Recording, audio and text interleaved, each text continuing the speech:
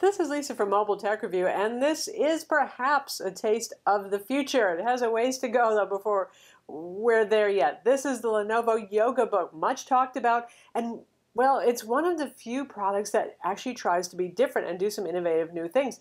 When you see the 10.1-inch Lenovo Yoga Book, you'll want it. It's that good looking and that unique. From the matte carbon fiber, black magnesium alloy, stiff casing to the watch band hinge, it looks like something that might cost $1,000 or $2,000, really. Instead, it's just $500 for the Android version and $550 for the Windows 10 model. They use the same hardware, by the way, it's just the OS that's different. If you go with the Android Yoga Book, you'll have a few other colors to choose from, like champagne gold or gunmetal gray. But I particularly like the carbon black. That's the only color available for the Windows model that we happen to have, because it looks like a classy journal book. This is a convertible like Lenovo's other yoga laptops. It does laptop, tablet, tent, and presentation modes via a 360-degree hinge, and the capacitive keyboard and trackpad are automatically disabled when you rotate it out of laptop position. At least they should. Our early model had some issues with forgetting to do so, but we expect that Lenovo will get those drivers working and tweaked. The Yoga Book has a 1.44 GHz Intel Atom X5-Z8550 CPU with boost to 2.4 GHz, 4 gigs of RAM, 64 gigs of internal storage, dual-band Wi-Fi, 802.11 AC, Bluetooth, and an optional multi-carrier 4G LTE with a nano SIM card slot. It weighs just 1.5 pounds, which is 960 grams, and is a mind-bogglingly skinny 9.6 millimeters. That's 0.38 inches, by the way. Yet it's super stiff and sturdy. Ports are scarce, though, and this is clearly not meant to be your main laptop. There's just a lone USB port, and it's micro USB at that, so you'll need a micro USB to USB 2.0 dongle to use USB peripherals. That's not in the box. And that port also doubles as the charging port, so you can't charge and use peripherals at the same time. There's also a 3.5 millimeter, that is, combo mic headphone jack, micro HDMI, and a micro SD card slot that lives in the same carrier with the nano SIM card, smartphone style. Alas, there's no USB-C, and that seems kind of old-fashioned and less versatile compared to recent competition from the 12-inch MacBook, the ASUS ZenBook 3, and the HP Spectre. The Yoga Book comes with a digital pen, the Yoga Book Pad, which is a pad of paper with a magnetic holder, ballpoint pen nibs, the standard digital nib is pre-installed in the pen, and a smartphone-sized charger with a too-short USB cable. So it's nice you get all the stuff in the box for the price. Open up the Yoga Book and you'll see that there's no keyboard in the traditional sense. That smooth surface has the faint etched outline of a full keyboard, and when you use the Halo keyboard, it lights up and seems to appear from nowhere, which is kind of cool. When it's not lit up, you can see the faint stenciling that is the keyboard. It's permanently really marked there. Lenovo calls the bottom area the Create Pad because with the press of a button, there's a little pen icon on it. It turns into a Wacom EMR digitizer that works with the included pen and has palm rejection and 2048 levels of pressure sensitivity. The IPS 1920 by 1200 touchscreen supports Lenovo's AnyPen technology. The included pen works there, albeit without pressure sensitivity or palm rejection, so no resting your hand on the screen, no variable line width. Not really great for artists. It's okay for note takers, though, but not ideal. It works with most any implement that has a modicum of metal in the tip, ballpoint pens, lead pencils. Lenovo has used AnyPen in previous Android tablets that we've reviewed, and they used to say, oh, go ahead, use a screwdriver, use scissors. They're not inviting us to do that here, and I honestly really have no desire to do such crazy things. If you do use the ink pen tip, you can see it leaves a little bit of ink on the screen, but that does clean off. Personally, I would just use the digital nib with the IPS screen.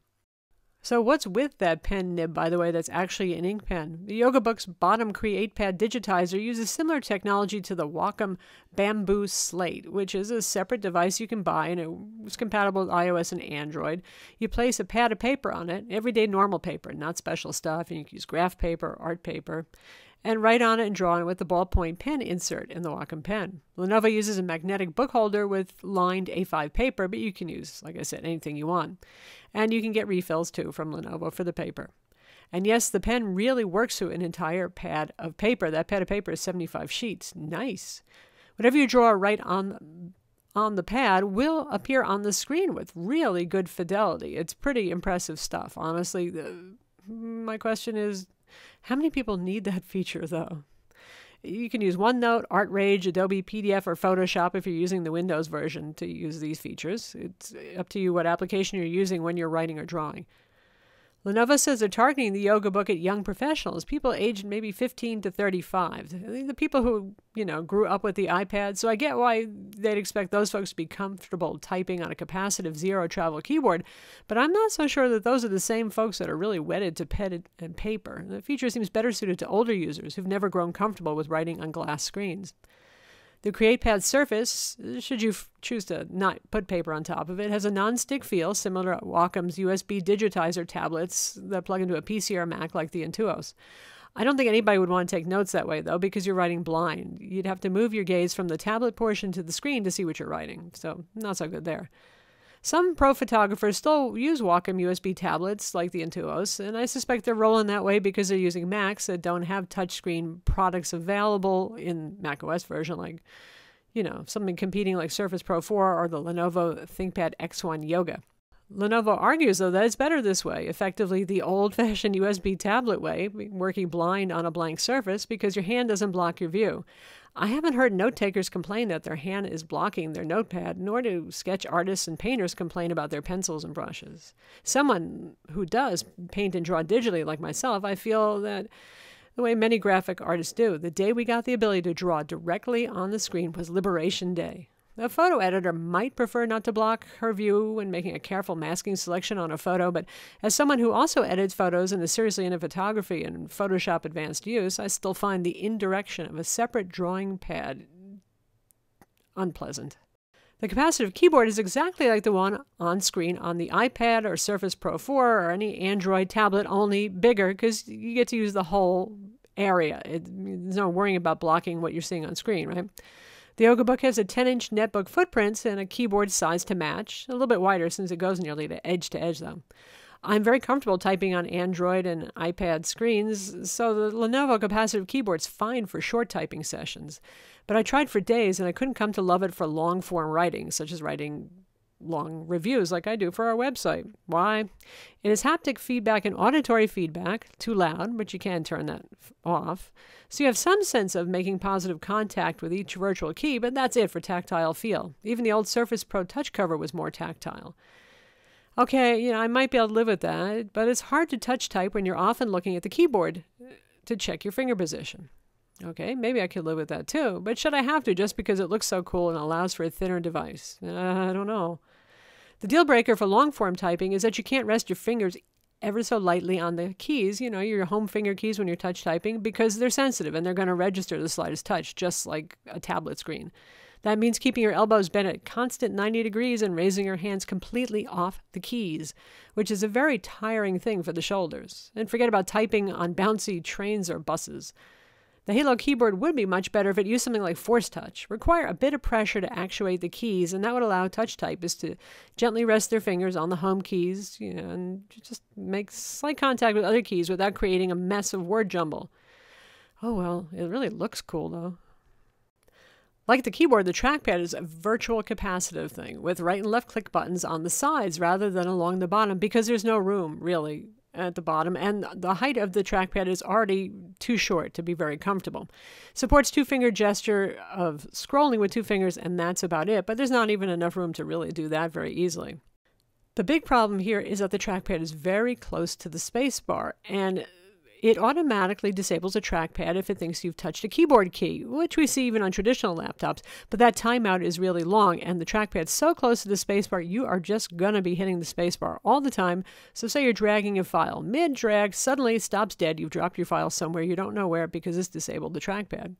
Clearly, Lenovo noticed that because there's this little dot in the center of the trackpad that you type to make the trackpad come alive again. This is torturous. It's not awesome. Now, if you're using the Android version where the trackpad is really not so necessary, it's a very touch-centric OS for the screen, and you're probably not mousing around so much, it's okay. But with the Windows version, no. Speaking of Android, you have your choice, and Honestly, I think Lenovo first designed this to be an Android tablet, and that is the better fit. The Intel Atom CPU, 4 gigs of RAM, which would be capacious for Android, but is just a bare minimum for Windows. The slower eMMC kind of storage that's not great at Windows, it's fine for Android, that all works. Plus, Lenovo has some neat customizations. Like you can write on the paper pad while the screen's turned off to save battery power, and there's also something called Touchpad. It's a utility to kind of help with autocorrect because you're going to make typos. But at least there's no bloatware in the Windows version. I know Lenovo took a knock for their Superfish issue with some Yoga models last year. There's nothing here except for the Halo keyboard application and the drivers necessary to make the thing work. There's not even an updater utility, which I kind of wish there was because most people don't bother going to the website to get their software updates. In terms of performance, well, the Intel Atom it's a quad core and it's 1.44 gigahertz again, but it sits well below the Intel Core M. It's about a third to a fourth of the speed of an Intel Core i5. This is not the sharpest knife in the drawer. It's okay if you're using a program like ArtRage. That's a pretty lightweight art program. You'll still see some pen lag and tracking lag there, but Photoshop, if you're using like a 200 meg photo with layers and you want to start drawing on top of it, it is going to start to lag. It's just really, this is not an artist's tool per se, a serious artist tool. For fun, casual dabbling, yes, but for real art, not really so much. Now, it's better on Android, actually, where ArtRage runs pretty well, and you've got Sketchbook for Android, and performance is better with those mobile applications. So why did Lenovo use the slow Atom CPU in the Windows Yoga Book? Well, because they were bringing it over from the world of Android, and it helps to keep the price down a lot. And it is pretty neat that they made this thing so affordable. Also, no fan. Well, that's true of the Core M too, but even less heat. This thing is so small, you're going to be holding it in your hands all the time. It doesn't get hot, ever. Sometimes it'll get a little warm, and that's about it. Also, battery life. Battery life is noticeably better. I mean, most Windows laptops, you're talking 6 hours of battery life, maybe 7. This one, Lenovo says 12 to 15 hours, and in truth, we managed 10 to 12 hours doing productivity tasks with the Windows version. If you're going to be editing stuff in Photoshop, or if you're going to be playing games, it'll be shorter. The display is actually a very attractive one, and it matches the specs we usually see on $1,000 Ultrabooks and tablets. 400 nits of claim brightness. We measured 386 with our colorimeter, and that's pretty close. That's pretty good. Color gamut is 93% of sRGB and 91% of Adobe RGB. Again, you're looking at more expensive tablets usually if you're going to get that kind of quality, at least in the world of Windows. Contrast is good at 690 to 1. The white point, hardware white point's too high, but calibration fixes that, so I'm not too worried about it. So really nice display there. Just wish it had pressure sensitivity on the display and palm rejection. So in the end, the Lenovo Yoga Book stirs emotions like few other recent pieces of consumer electronics. I mean, practicality or need be damned, I just want one. I seriously applaud Lenovo for taking a chance on a product like the Yoga Book, and I want them to continue evolving it. It has a lot of promise, but right now I feel like the Windows version is an answer to a problem few of us had. The main advantage of the virtual keyboard, beyond good looks, is that it allows for a rigid yet insanely thin laptop. Okay. Unless you type very little, I'm not sure it's worth that trade-off. Maybe we'll see laptops of the future with something like Force Touch for the keyboard, and that'll make typing easier and more natural. The Trackpad feels like an unwanted revival of the old USB and 2.0 digitizers. Most of us would rather write and draw directly on the screen, and it's great that we can these days. And you can do that here, but you can't rest your hand on the screen when you do it, and there's no variable line width. The Yoga Book is extremely portable given its small 10.1-inch footprint, too. I mean, it's like carrying literally a book around. It's so easy. It's lightweight. It's slim. It's a take-anywhere product.